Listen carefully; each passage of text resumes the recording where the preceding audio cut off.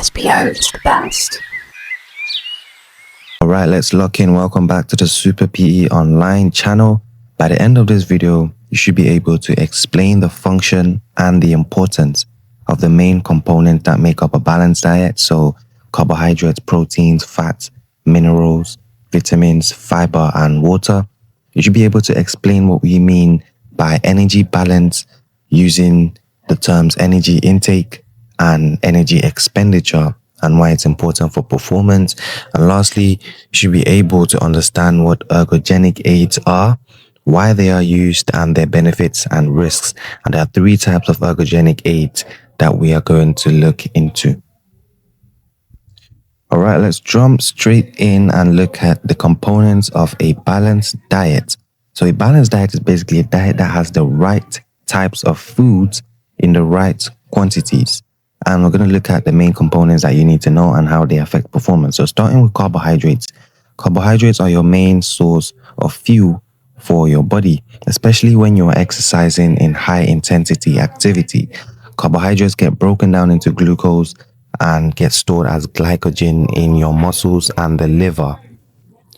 So without carbohydrates, you start to see early fatigue, slower decision making, and you just feel weaker when you're performing, because carbohydrates are really important for activity that is especially high intensity. So like repeated sprints, fast breaks, pressing, and activities like that. So for example, a football winger would be heavily reliant on carbohydrates because they are sprinting a lot.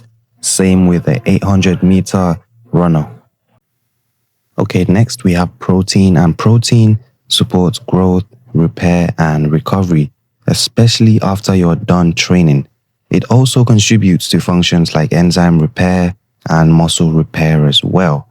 And why protein is so important in sports is that, especially after training, when you've trained hard and your muscles are hurting and you have tiny micro tears in your muscles, protein helps to rebuild the muscles to become stronger. So it's really important for athletes doing a lot of strength, power, or repeated movements and training sessions. For example, a rugby forward, a sprinter, or a weightlifter, or even an endurance athlete as well. Next, we have fats. So fats are an energy source that are predominantly used for low to moderate intensities of physical activity. And they also support insulation, and they're important for regulating your hormones and other hormone-related functions. And the reason why fats are important is that, especially for long-duration exercise, they contribute a lot when your glucose stores might have run out, your glycogen glucose stores might have run out. Fats are going to be that last resort that are going to contribute to make sure that the intensity of exercise is steady and you don't get fatigued. And also, fats are really important for overall health as well. So when people hear fat, they automatically think bad, but fat is not bad necessarily. Fat is very useful, but having a balance matters. And fats would be important for a marathon runner because they help them to keep that steady pace for very long periods of time. And also for a midfielder in football because they use a combination of different movements. So they might have really high intensity movements that require carbohydrates, but then over the course of 90 minutes, they're going to have that aerobic activity of walking, jogging, and constantly moving. So they might need some fat as well. Next, we have vitamins. So vitamins don't necessarily provide energy directly, but they are very vital for the processes that keep the body working effectively.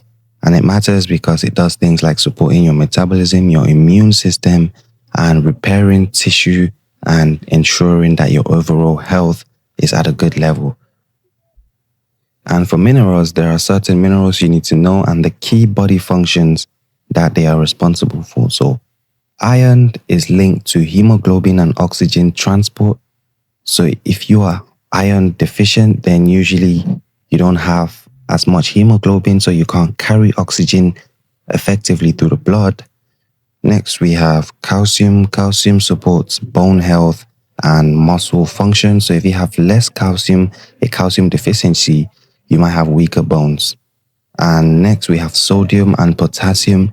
They have similar roles because they help to be able to maintain the fluid balance and nerve impulses.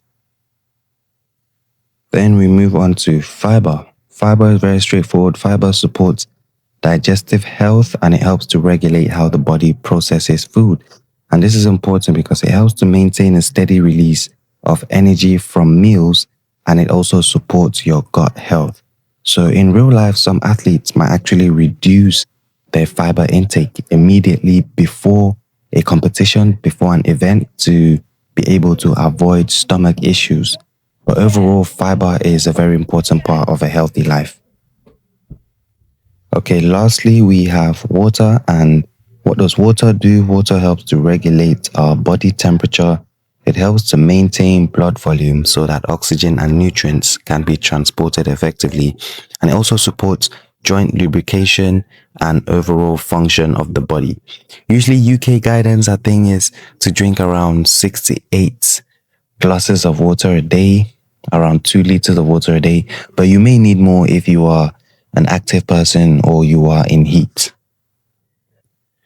Okay, now let's talk about energy balance. What do we mean by energy balance? Whenever you're explaining energy balance, you want to link it to these two aspects of energy balance, which are energy intake and energy expenditure. Energy intake is basically just the energy you consume from food and drink, and it's measured in calories or kilojoules. And energy expenditure is the energy that you use. So this is energy used by just your body basically just functioning and you just living. Energy used from daily movement and energy used whenever you train or whenever you engage in sports. And the reason why energy is so important is because this energy balance can give us an indication of whether someone is likely to gain weight or lose weight. And this is obviously important because weight gain or weight loss can affect body composition, your ability to recover, your ability to train consistently, and the performance quality that you're able to put on whenever you are competing or playing in a sport. So energy balance, two main statements you need to know is that when energy intake is greater than energy expenditure, then there is likely to be weight gain. And when energy intake is less than energy expenditure, then there is likely to be weight loss. All right, now let's talk about ergogenic aids. Ergogenic aids sounds like such a funny name, but what does it actually mean? So simply, an ergogenic aid is anything that is used to improve performance. And we're going to look at 3 groups of ergogenic aids that you need to know for your exams, and that are pharmacological aids, physiological aids, and nutritional aids. So pharmacological aids are like drugs, physiological aids are different methods that affect your body, and nutritional aids are different food strategies and supplements. It's important to be aware that many pharmacological and physiological aids are actually banned from sports because they contain prohibited substances and methods. Also, even some normal supplements that seem safe can also carry risks because some contamination can happen and they can also contain some banned substances. So there isn't really a 100% guarantee that a supplement is completely free from banned substances. Okay, the first pharmacological aid we're going to look at is anabolic steroids. Anabolic steroids are used to increase muscle mass and strength, but they are associated with some serious side effects and can be very addictive. So even though they increase strength, power, and they help to improve performance in certain strength-based sports, they can lead to some serious stuff like cardiovascular issues and a whole bunch of nasty stuff and even death. Next, we have EPO. EPO stands for erythropoietin, and this is basically something that increases red blood cells. So by increasing red blood cells, it increases one's ability to carry oxygen around the body, and this could benefit endurance, performance, but it is prohibited in sports and it comes with some serious risks as well, like blood clots, strokes, and a bunch of cardiovascular issues and being banned from sports. And it can also, similar to anabolic steroids, it can also lead to death. Next, we have human growth hormone, or HGH. Human growth hormone is used to increase muscle mass and strength, and the risks that it comes with are obviously being banned from sport because it's a prohibited drug, and it can also lead to abnormal growth of extremities and also a lot of cardiovascular issues as well. Okay, we've looked at the three main pharmacological aids you need to know. Now we're going to look at the physiological aids you need to know. So the first one we're going to look at is blood doping. Blood doping is a method that is used to increase oxygen transport by increasing the red blood cell concentration. So you're basically getting a blood transfusion, getting more red blood cells into your body to be able to increase your oxygen carrying capacity. But it comes with some serious side effects. You can obviously get infected. It can lead to cardiovascular issues, lead to blood clots as well. So yeah, blood doping is very illegal or very prohibited in sports. Next, we have intermittent hypoxic training, IHT. So this is a method where athletes will live at a normal altitude, right? But they train in hypoxic conditions. And what we mean by hypoxic conditions means low oxygen conditions. So they will intentionally reduce the amount of oxygen that they have available to be able to stimulate what it feels like to be training at altitude and to be able to stimulate some of the benefits that come with training at altitude.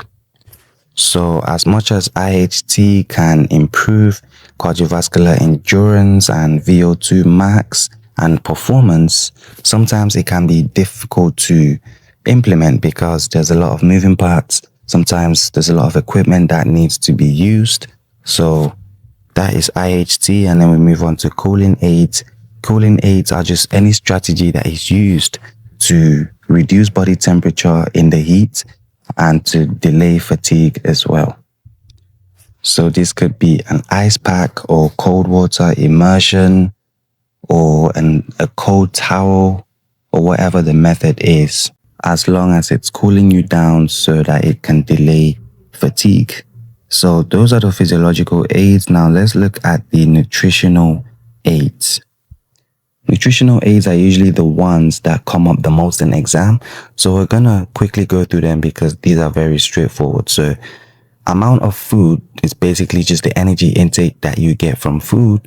If you don't eat enough, if you eat too little, then you might get more fatigue. Your recovery quality might drop. Your injury risk can rise and your performance gets worse.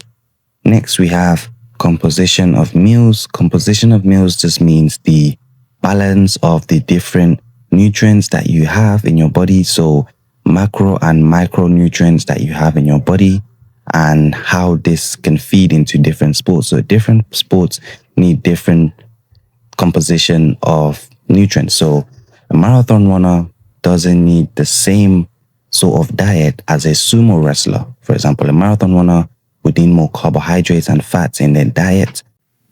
Meanwhile, a sumo wrestler would need more fat in their diet. Next, after composition of meals, we want to talk about timing of meals. And timing of meals is all about pre-session, post-session, and across the day. So pre-session, you want to time your meals in such a way that you have enough energy available for the session. And then post-session, you want to time your meals in such a way that they support your recovery. And across the day, you want to have consistent energy and nutrient intake. Next, we have hydration. Hydration supports performance and thermal regulation. And UK guidance sets a recommended amount of liquids or water to be consumed per day. And that amount goes up if you are active or hot or if you're training for long periods of time. Next, we have glycogen or carbohydrate loading. Carbohydrate loading or carbo loading or carb loading is mainly used before endurance events. This is increasing your intake of carbohydrates to be able to increase glycogen stores, and this can sometimes be referred to as super compensation. Super compensation. I'm going to put this here Next to carb loading, super compensation. All right. Next, we have creatine. Creatine is a performance supplement that helps to improve performance in training sessions or sports that require strength and power. Next, we have caffeine. Caffeine is a supplement that helps to improve alertness and it reduces the feeling of fatigue for some athletes. But the risks of caffeine is that it can lead to sleep disruption, anxiety, gut dysfunction, and insomnia. Next, we have caffeine nitrate, which you can consume via beetroot juice. Is used as an ergogenic aid as well because it provides nitric oxide. And nitric oxide is an important substance that improves performance in endurance activities. But the downside is that not everyone might respond to nitrates in the same way. So you have to gradually get accustomed to it before using it consistently. Okay, that's it for this video. If I can leave you with one top tip is that whenever you're talking about nutrients, you want to try to always link it to performance. All right. Make sure you check out our website, superpeonline.com, for a bunch of resources and practice papers to help you to ace your exams and to master this topic. All right. See you in the next video.